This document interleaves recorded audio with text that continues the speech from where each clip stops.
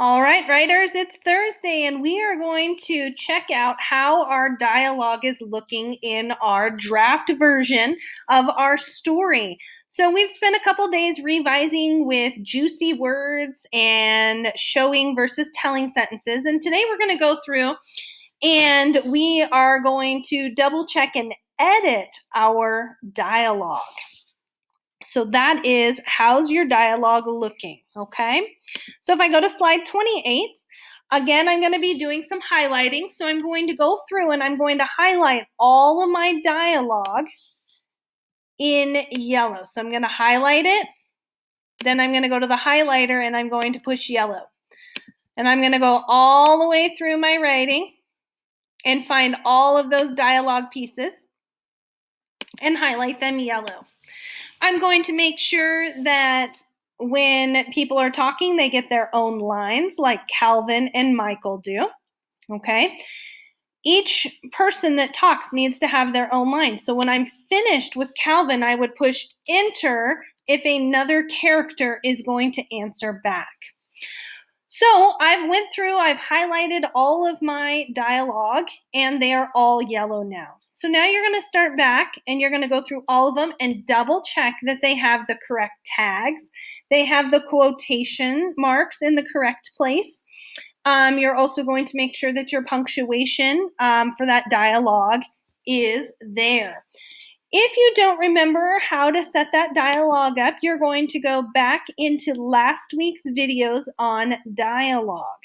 That would be a great place to review how dialogue should look in case you forgot. That's why we have these slideshows. Strong writers go back and review to make sure that they get it right. So please use those resources from last week to help you with this week's. So I have this piece of dialogue. Calvin licked his lips, period. And that's the end. And then he is going to say, where are we going? If you notice, I have the quotations here. And I have the ending punctuation. I get to have the ending punctuation here because the tags are up here, okay? They're first. So when your tags come first, then you're allowed to put that dialogue punctuation there in the quotations. So I'm going to go on to my next dialogue, and my next dialogue is, we were having a lovely dinner, Michael prompted. So my quotation marks are in the right. I have my tag of what Michael said. He actually prompted instead of said, because said is dead.